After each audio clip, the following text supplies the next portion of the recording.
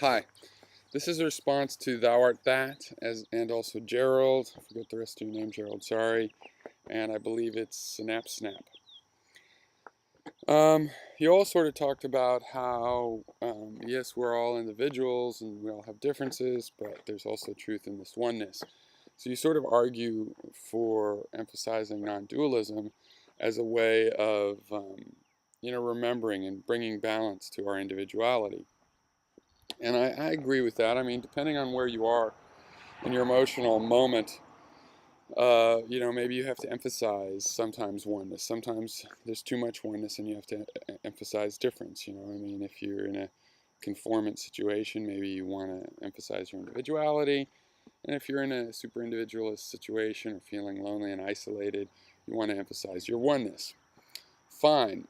I mean, this is definitely a situation where it's all good. I think that's good and healthy to emphasize your oneness sometimes. But what's really going on? It's not oneness. You see, oneness is invoking something that's true, but with respect to this essence, it's still trying to, it's like this problem with being and trying to find our essence. But nothing has an essence, just like there's nothing perfectly smooth. If you look closely enough, not only is nothing actually smooth, absolutely, but it breaks down. We see that things are made of these atoms, and there's actually gaps. It's not a continuous surface. And even the question that how you would measure smoothness starts to break down. It's the same way with essence. I mean, there's an approximate truth to there being an essence, but really all there are relationships. We have relationships with the world around us, and we have internal relationships. We are complex beings with parts, and our parts have relationships. And this is really what you're talking about with oneness.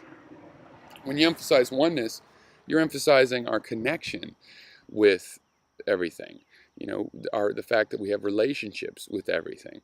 But since you do it in terms of this essence and this oneness and what is your existence, as you're ignoring the specifics. So it's actually better to remember, no, we're not one with everything, but we do have relationships with everything, okay?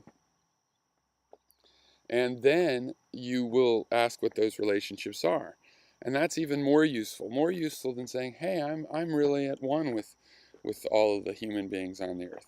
Yeah, but what is the nature of that oneness? Well, the nature of that oneness is defined by your specific relationships that you have with these other human beings. So I think oneness starts to be an error at the level where you're remembering you have connections without being specific what those connections are. And the solutions that you're trying to solve, I mean, the solution to, say, feeling separate from things that you have a connection to, that's best served by remembering what those connections are specifically. So, so that's the way I see this issue, is that we are networks of relationships. Um, Everything is a network of relationships. And so, yes, everything is related, and you can call that oneness, but it's not an essential metaphysical oneness. You are not at one. You are connected. Okay? You're not entirely separate. You are connected.